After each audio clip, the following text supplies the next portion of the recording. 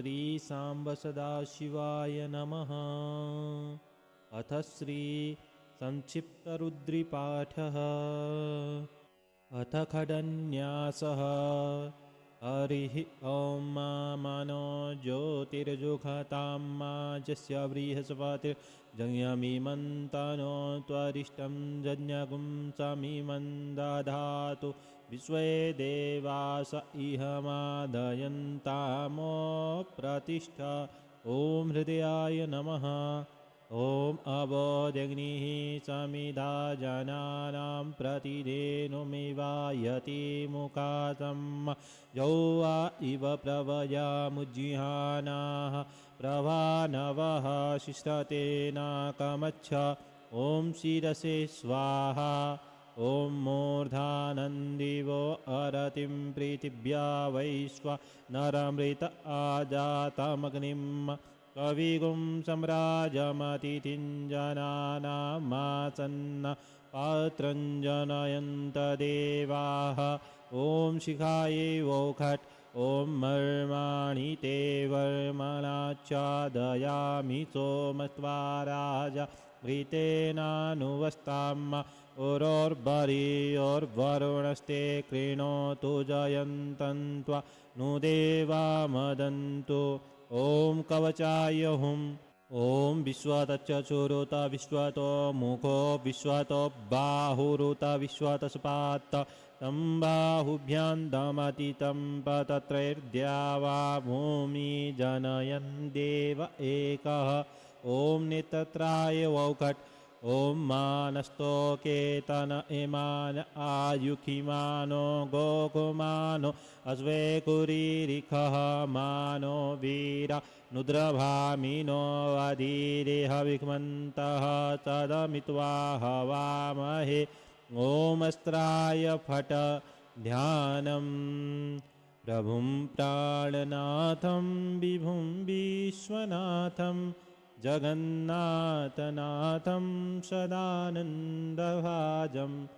भवद्भव्यभूतेश्वरं भूतनाथं शिवं शङ्करं शम्भुमीशानमीटे। हरिः ॐ गणानां त्वा गणपतिगुं हवामहे प्रियाणां त्वा प्रियपतिगुं हवामहे निधीनां त्वा निधिपतिगुं हवामहे वसो मम आहमयानि गर्वधमा त्वमजासि गर्वधं गायत्री त्रिष्टुप्जगत्यनुष्टुपङ्क्त्या सह बृहतुष्णिः ककुप्सूचिभिः सम्यन्तु त्वा द्विपदाजाश्चतुष्पदा त्रिपदाजाश्च षट्पदाः विच्छन्दाजा च छन्दाः सूचिभिः सम्यन्तु त्वा सहस्तोमाः सह छन्दस आवृतः सह प्रमारिकयः सप्तदेव्याः पूर्वेखां पन्थामनुदृश्य धीरा अन्वालेभिरेरथ्यो नरस्मिन्न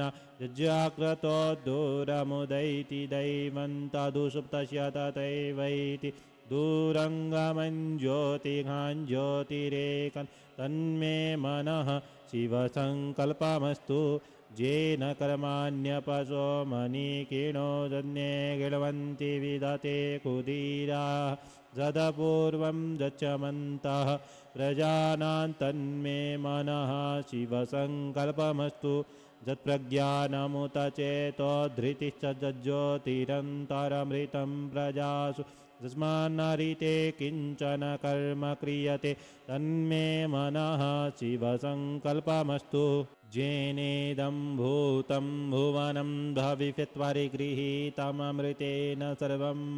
येन जज्ञस्तायते सप्ताहोता तन्मे मनः शिवसङ्कल्पमस्तु। यस्मिन्निर्चः सामजज्जोऽङ्गिरस्मिन् प्रतिष्ठितारथना भाविवाराः यस्म्योश्चित्तगुं सर्वमोतं प्रजानां तन्मे मनः शिवसङ्कल्पमस्तु।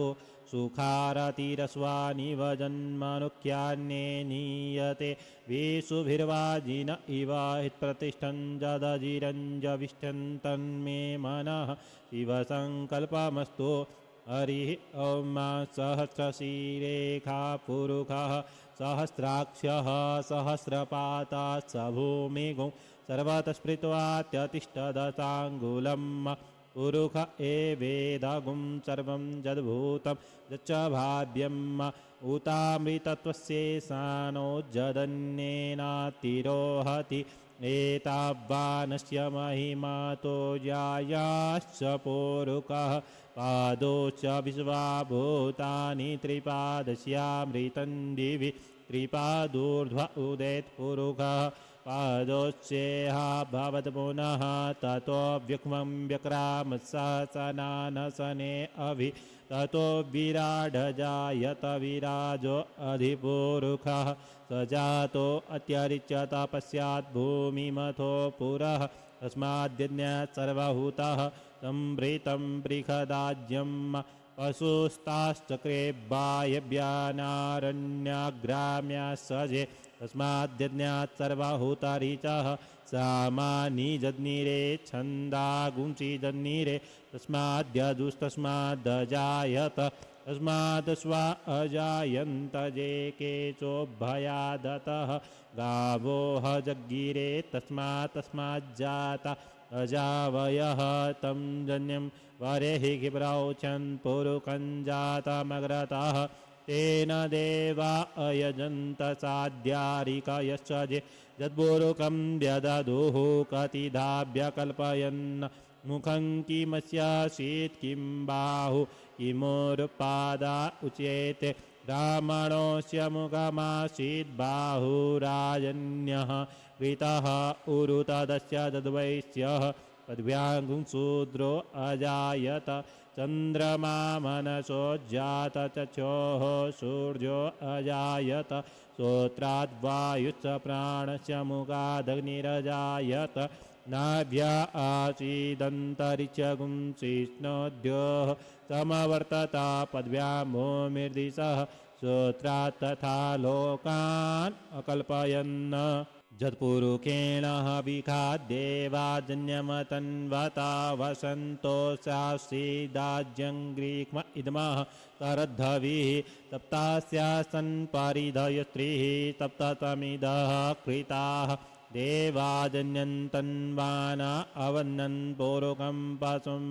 दिनेन जन्यमयजन्त देवास्तानि धर्माणि प्रथमान्यसन्न तेहनाकं महिमानः सचन्द्रजत्र पूर्वे साध्याः सन्ति देवाः अद्भ्यः संभृतः पृथिव्यैरसाश्च विश्वकर्मणः समवर्तताग्रे तस्य त्वष्टा विदधद्रूपमेति तन्मर्त्यस्य देवत्वम जानमग्रे वेदाहमेतं पुरुकं महान्तमादित्यवर्णन्तमसः परस्तात्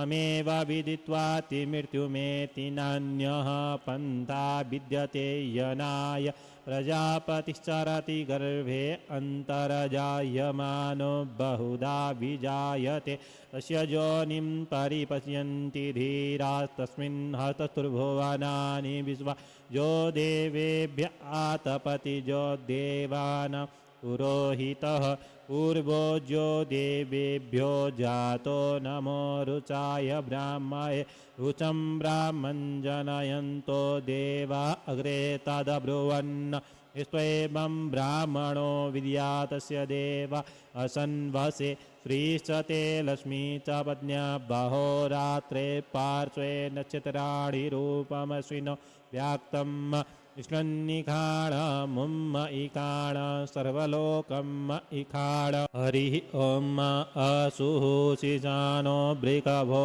नवीमो घनघनः शोभणश्चरेखणीनां सङ्क्रन्दनो निमिष एकवीरः शतपुंसेन अजयशाकमिन्द्रः सङ्क्रन्दनेन निमिषेण जिष्णुना जित्कारेण दुश्चवनेन विष्णुना तदिन्द्रेण जयत तत्सहध्वं जुधो नर इकुहस्तेन विष्णा स इकुहस्ते सनिखं गिर्विवशी स गुंजष्टा स युध इन्द्रो गणेन स तगुं सृष्टि सोमपा बाहु सद्युग्रधन्वा प्रतिहिता वीर्यता बृहस्पते परिदीया रथेन रक्षोहा मित्रा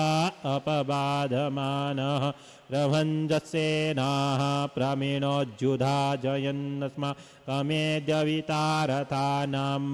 बलविज्ञायस्तवीरः प्रवीरः सहस्वान् वाजी सहमान उग्रः अभिवीरो अभिसत्वाचहोजा जैत्रमिन्द्ररतमातिष्ठ गोवित गोत्रविदं गोविदं वज्रबाहुं जयन्तमज्मप्रमीणन्तमोजसा इमगुं सजाता अनुवीरयध्वमिन्द्रगुं सखायो अनुसगुं प्रभध्वम् अभिगोत्राणि सहतागाहमानोदयो वीरः शतमन्युरिन्द्रः दृश्यवनः प्रीतनाखाडयुध्योऽस्माकं सेना अवतु प्रयुषु इन्द्र आचान्येत बृहस्पतिर्दक्षिणाजन्यः पुर एतु सोमः देवसेनानामभिभञ्जतीनां जयन्तीनां मरुतो जन्त्वग्रम् इन्द्रस्य विष्णो वरुणस्य राज्ञ आदित्यान् मरुतागुं सद्य उग्रं महामनचां भुवनसमानाङ्घो गो देवान् जयतामुदस्थात् उद्धरेकयमघवन्नाजुधानि सत्त्वनामामकाना मनागुंसि उद्धृतहन्वाजिनां बाजिनां निद्रथान् जयतां जन्तुघोखाः अस्माकमिन्द्रः संवृते कुध्वजे अस्माकं जायिकावस्था जयन्तु अस्माकं वीरा उत्तरे भवन्तु स्मा उदेवा अवताहवेकु अमीखान् चित्तं प्रतिलोभयन्ति गृहाणाङ्गान्यपे परेहि अभिप्रेहिणदहस्तु शोकैरन्धेन मित्रास्तमसा ससन्ताम् अवसृष्टा परापरता सर्वे ब्रह्मसकुञ्चिते गच्छामित्रान् प्रभत स्वामी खान् कञ्चनोच्छिकः प्रेता जयता नर इन्द्रो वः सर्वमजच्छतु उग्रावः सन्तु वाहवो न ऋक्या जथा सत असौ जाचेना मरुतः परेखामभ्येति न ओजसा स्पर्धमान ताङ्गुहत तमसा प्रवृतेन जथामि अन्यो अनन्यजानन् तत्रवाणाः सम्पतन्ति कुमार विशिखा इव तन्न इन्द्रो बृहस्पतिरदितिः सर्वमजच्छतु विश्वाः सर्वमजच्छतु मर्माणि ते वर्मणाच्छादयामि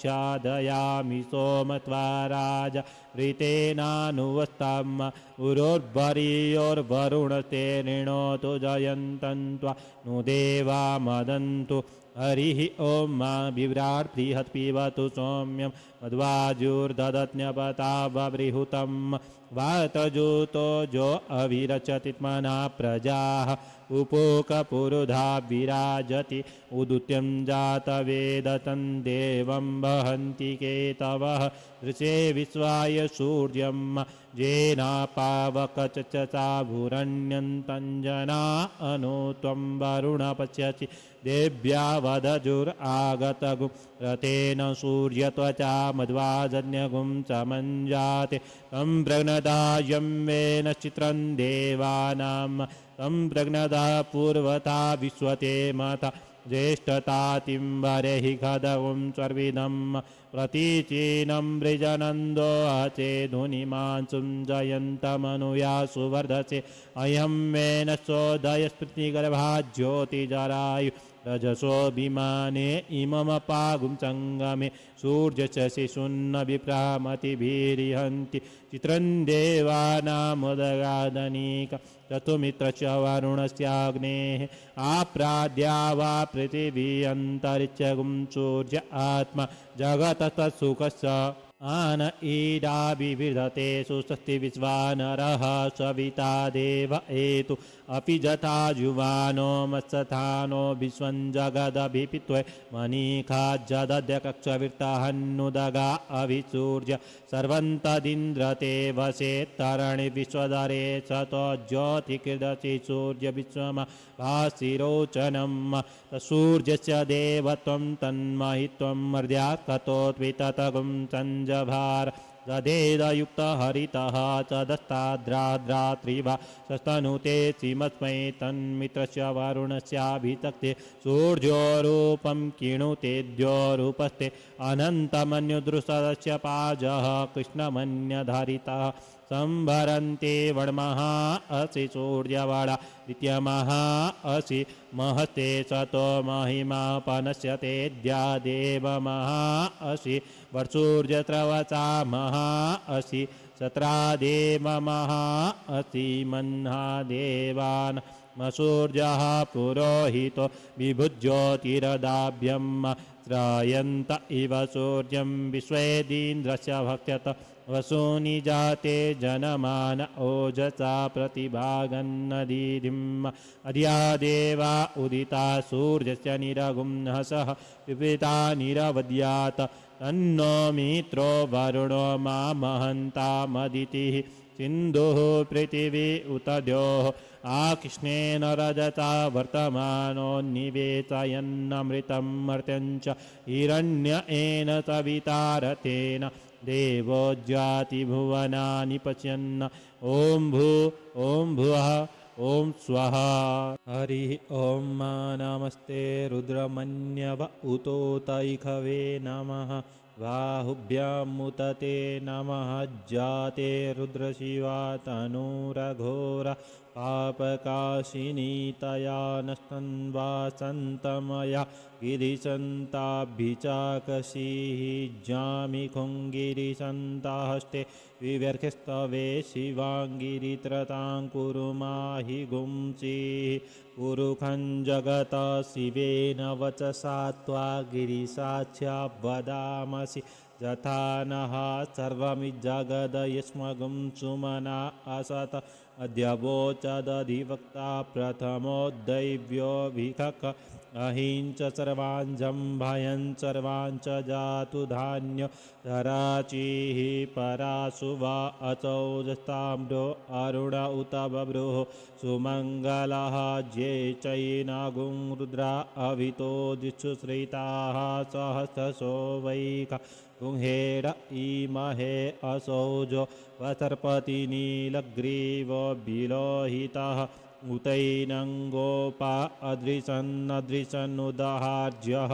सदृष्टो मृडयातिनः नमोऽस्तु नीलग्रीवाय सहस्राक्षाय मीढुके अथो जे अच्युतवानो हन्तेभ्य करन्नमः प्रमुञ्च धन्वनस्तमुभयोर्रात्म्योर्जाम् जास्त्वते हस्तैखवः पराता भगवो वप विजन्धनोः कपर्दिनो विशल्यो बाणवा उत अनेसन्नस्य जा इखव आभुरचनिखङ्गधीः जाते हे त्रिमी दुष्टमहस्ते बभूवते धनुः तयास्मान् विश्वतयमस्मया परिभुजा परिते धन्वानो एतिरस्माद्भिणक्तो विश्वतः अथो ज इगुदिस्तवारे अस्मन्निधेहितम् अवतत्य धनुष्टगुं सहस्राक्षसते कुदे निशीर्जशल्यान मुखा शिवो नः सुमना भव नमस्त आयुधायानातताय धिष्णवे उभाभ्यां मुतते नमो बाहुभ्यां तव धन्वने मानो महान्तमुतमानो अर्वकमान उच्यन्तमुतमान उचितं मानो बधिः पितरं मोतमातरं मानः प्रियास्तन्दो रुद्ररीरिखः मानस्तो केतन एमान आयुखिमानो गोकुमानो अश्वेकुरीरिकः मानो वीरान्नुद्रभामिनो वधिर्हविक्मन्तः चदमित्वा हवामहे नमो हिरण्यवाहवे सेनान्ये ऋषाञ्च पतये नमो नमो वृक्षेभ्यो हरिकेशेभ्यः पशूनां पतये नमो नमः चक्षुञ्जराय त्विखीमते पथीनां पतये नमो नमो हरिकेशायोपवीतिने पुष्टानां पतये नमः नमो बब्लुषाय व्याधिने नानां पतये नमो नमो भवस्य हेत्यै जगतां पतये नमो नमो रुद्राय ततायिने क्षेत्राणां पतये नमो नमः सूताय हन्ते वनानां पतये नमः नमो रोहितायस्तपतये वृक्षाणां पतये नमो नमो भुवन्त एवारिवस्कृतायौखधीनां पतये नमो नमो मन्त्रिणे वाणिजाय कक्ष्याणां पतये नमो नम उच्चैर्घ्रोखाय क्रन्दयते पतीनां पतये नमः नमः कृष्णाय तया धावते सत्त्वानां पतये नमो नमः सहमानाय निव्याधिन आव्याधिनीनां पतये नमो नमो निखङ्गिने ककुभायस्ते नानां पतये नमो नमो निचेरवे परिचरायारण्यान् पतये नमः नमो वञ्चते परिवञ्चते स्थायूनां पतये नमो नमो निखङ्गिण इकुधिमते तस्कराणां पतये नमो नमः श्रीकाइभ्यो जिघागुंसद्भ्यो मुष्णतां पतये नमो नमो सीमद्भ्यो नक्तञ्चरद्भ्यो विकृन्तानां पतये नमः नम उष्णगिरे गिरिचराय कुलुञ्चान पतये नमो नमः इकुमद्भ्यो धन्वा इभ्यसवो नमो नमः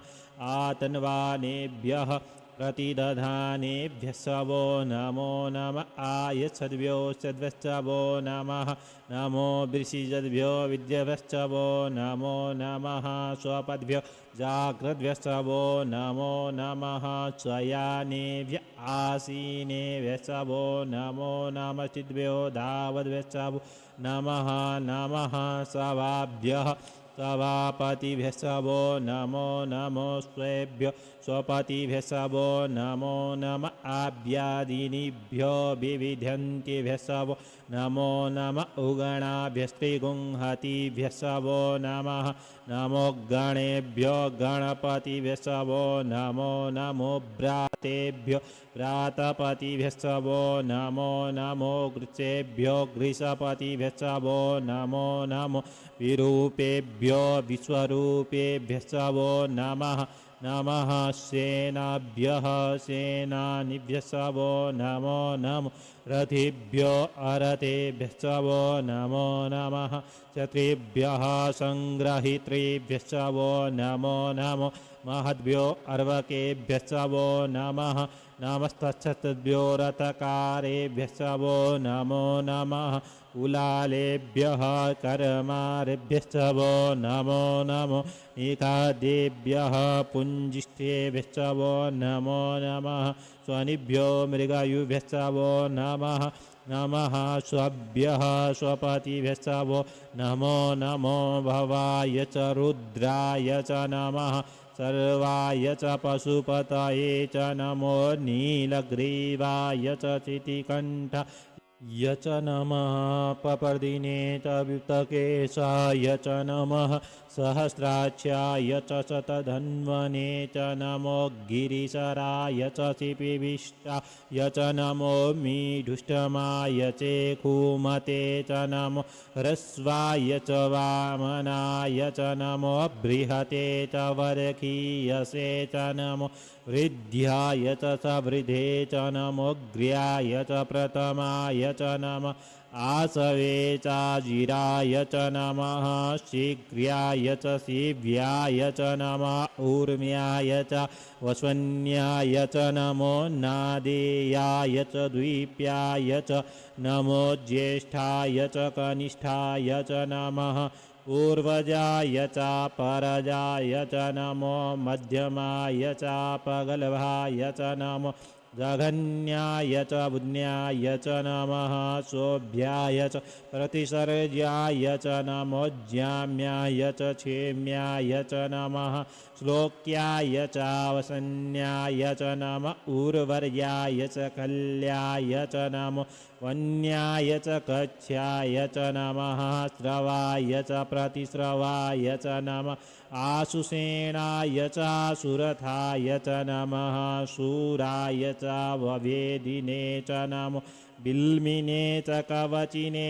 च नमो बर्मिने च वरुतिने च नमः श्रुत्याय च श्रुतसेनाय च नमो दुन्दुभ्याय च हनन्याय च नमो धिष्णवे च मृषाय च नमो निखङ्गिने च खुधिमते च नमस्तिष्णवे स्वायुधिने च नमः स्वायुधाय च सुतधन्वने च नमः सूत्याय च पाथ्याय च नमः काट्याय च नीप्याय च नमः कुल्याय च सरस्याय च नमो नादेयाय च वैसन्ताय च नमः कूप्याय च वट्याय च नमो विग्र्याय च तप्याय च नमो मेघ्याय च विद्युत्याय च नमो वर्क्याय च वर्क्याय च नमो वात्याय च रेक्म्याय च नमो वास्तव्याय च वास्तुपाय च नमः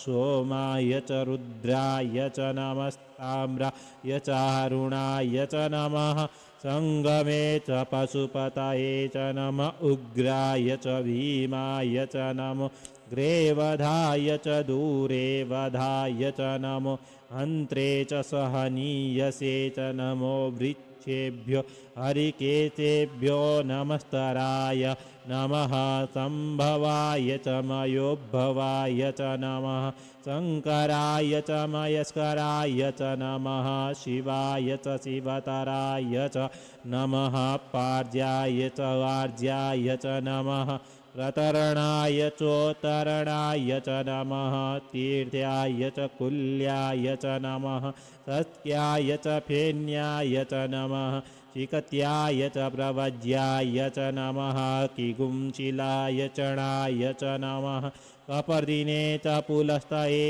च नमः ईरिण्याय च प्रपथ्याय च नमो व्रज्याय च गोष्ठ्याय च नमस्तल्प्याय च गेज्याय च नमो हृदयाय च निवेख्याय च नमः काट्याय च गौवरेष्ठाय च नमः शुष्क्याय च हरित्याय च नमः कागुंसभ्याय च सरस्याय च नमो लोप्याय च लाप्याय च नमः उर्व्याय च सुरव्याय च नमः पर्णाय च पर्णसदाय च नमः उद्गुरमाणाय च विघ्नते च नमः आखिदते च प्रखिदते च नमः इखुकिद्भ्यो धनुकृभ्यश्च वो नमो नमो वाह किरीकेभ्यो देवानागुंहृदयेभ्यो नमो विचिन्वत्केभ्यो नमो विचिन्वत्केभ्यो नमः आनिहर्तेभ्यः द्रापे अन्धस्वते दारिद्र्यनीललोहित आसां प्रजानां मे क्वां पशूनां मेघ्मा रोगमोचनः किञ्चनाममत इमा रुद्राय तवसे कपर्दिने चैयद्वीराय प्रभरा महेमतिः यथा समसद्विपदे चतुष्पदे विश्वं पुष्टङ्ग्रामे अस्मिन्नरातुरं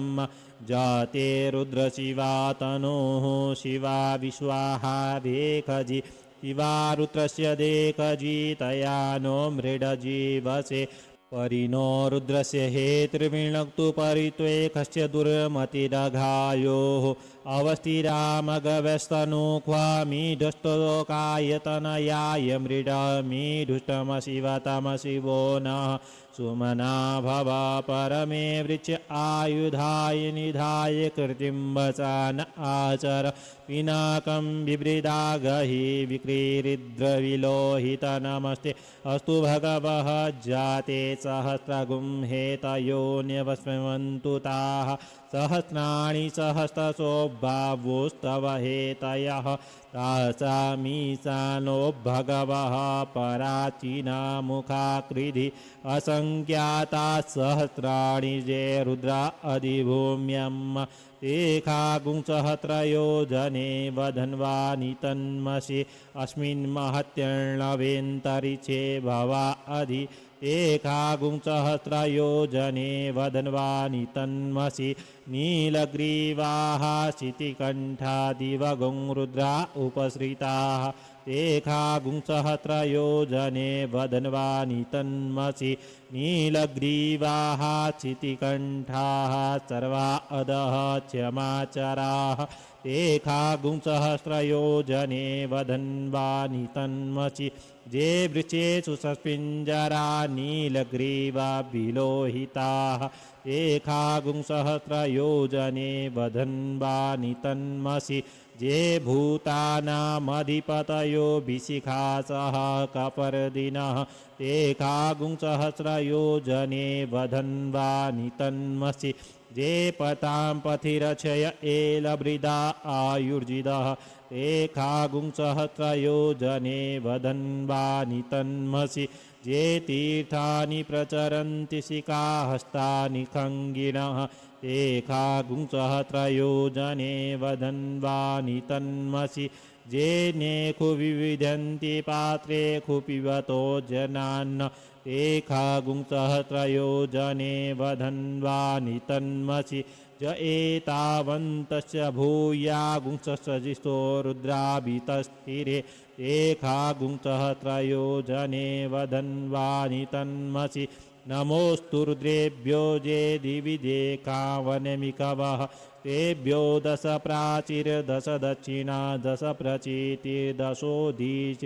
दशोर्ध्वाः तेभ्यो नमो अस्तु तेनो वन्तु तेनो मृडयन्तु ते जन्दुग्मो जश्चनो द्वैष्ठितमेका जम्बे दद्मः नमोऽस्तु रुद्रेभ्यो जेन्तरिक्षे जेखाम्बात इखवस्तेभ्यो दश प्राचीर्दश दक्षिणा दश प्रतीचिर्दशोदीचिर्दशोर्ध्वाः तेभ्यो नमो अस्तु तेनो वन्तु तेनो मृडयन्तु ते जन्दुक्मो जस्तनो द्वैष्ठितमेका जम्बे दद्मः नमोऽस्तु रुद्रेभ्यो जे पृथिव्यां जे कामन्नमिखवस्तेभ्यो दश प्राचीर् दश दक्षिणा दश प्रतीचिर्दशोदीचिर्दशोर्ध्वाः तेभ्यो नमो अस्तु तेनो मृडयन्तु तेन्दुग्मो जश्चनो त्वैष्ठितमेकाञ्जम्भे दद्मः ॐ स्वः ॐ भुवः ॐ भूः हरिः ॐ वयगुं सोमव्रते तमनस्तनुको विव्रतः प्रजावन्तः चचेमहि एकते रुद्रभागः सहस्रत्राम्बिकयातं जुखस्व स्वाहैखते रुद्रभाग आकुस्ते पशुः अवरुद्रमदीमज्जवं देवं त्र्यम्बकं जथानो वससरद्यथानः श्रेयस्करद्यथानो व्यवसाययात भेखजमसि भेखजङ्गवेश्वाय पुरुखाय भेखजं सुखं मेखाय मेखे त्र्यम्बकं जजामहे सुगन्धि पुष्टिवर्धनम् उर्वारुकमिव वन्दनात् मृत्योर्मुक्तियमामृतात् त्र्यम्बकं जजामहे सुगन्धिं प्रतिवेदनम् उर्वारुकमिव वन्दनाद्दितोर्मुक्षीयमामुतः एतते रुद्रावतं तेन परो मुजवतोत्रेः अवततधन्वा पिनाकावसः कृतिवासा अहिगुं चन्नः शिवोतिः त्रायुकं जमदग्नेः कश्यपस्य त्रायुकं जदेवे कुत्रायुखं तन्नो अस्तु त्रयायुकं शिवो नामा शिश्वदितिस्ते पिता नमस्ते अस्तु माहि गुंचीः निवर्तयाम्यायुखेन्नाद्याय प्रजननाय राय स्पोकाय सुव्रजास्त्वाय सुविरजाय हरिः ॐ उग्रश्च भीमश्च ध्वान्तश्च धूनिश्च सा सौवा स्वाभियुग्वा च विक्षिपः स्वाहा अग्निगुं हृदयेन शनिगुं हृदयाग्रेण पशुपतिं कृष्णं हृदयेन भवं जग्ना सर्वं तस्नाभ्यामीशानं मन्युना महादेवमन्तः पारिसभ्येनोग्रं देवं वनिष्ठुना वसिष्ठहनुः सिंहिनिकोत्साभ्यम्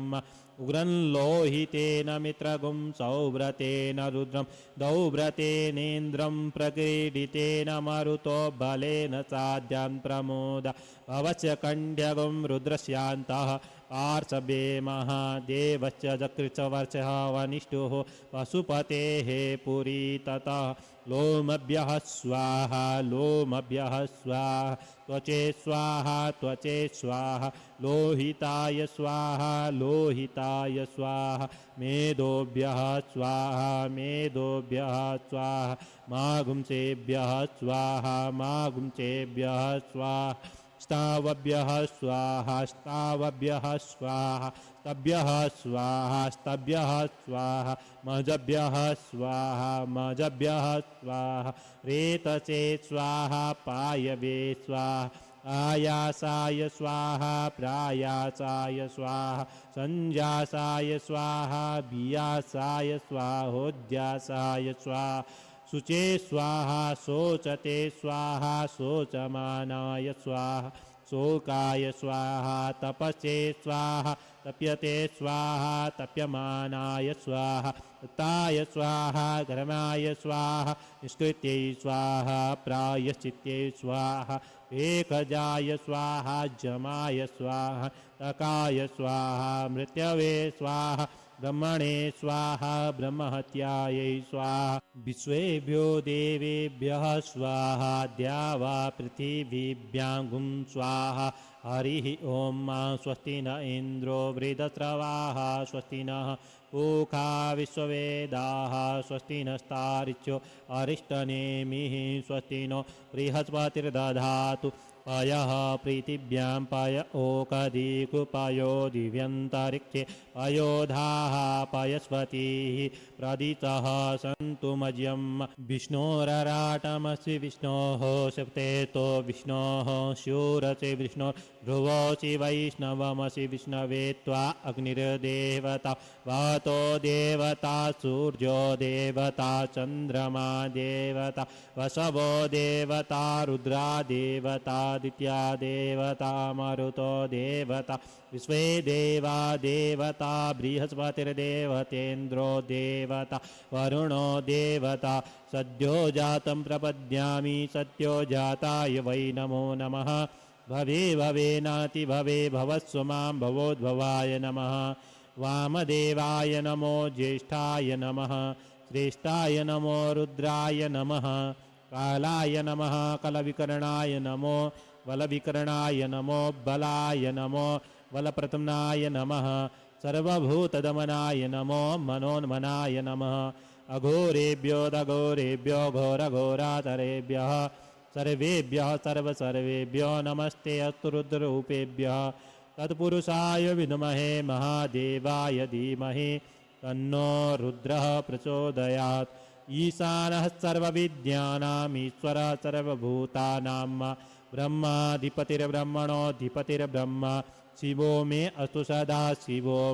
शिवो नामाशिष्वधितिस्ते पिता नमस्ते अस्तु माहि गुंचिः निवर्तयाम्य युकेनाद्याय प्रजननाय रायस्पोखाय सुव्रजास्त्वाय सुविरजाय विश्वानि देव सवितुर्दुरितानि परासुव जद्वद्रन्तन्न आसुव द्योः शान्तिरन्तरिक्षगुं शान्तिः पृथिवी शान्तिरापः शान्तिरोकदयः शान्तिः वनस्पतयः शान्तिर्विश्वे देवाः शान्ति ब्रह्म शान्तिः सर्वगुं शान्तिः शान्तिरेव शान्तिः सामा शान्तिरेधि ॐ सर्वेखां वा एकवेदानागुंरसो दत्तामः सर्वेखामेवैनमेतद्वेदानागुंरसेना विचिन्तति ॐ अनेन श्रीरुद्राभिषेककर्मणा श्रीभवानी शङ्करमहारुद्रः प्रियतां न मम ઓમ શ્રી સાંબ સદાશિવાર્પણમસ્તુ. ઓમ શાંતિ શાંતિ શાંતિ.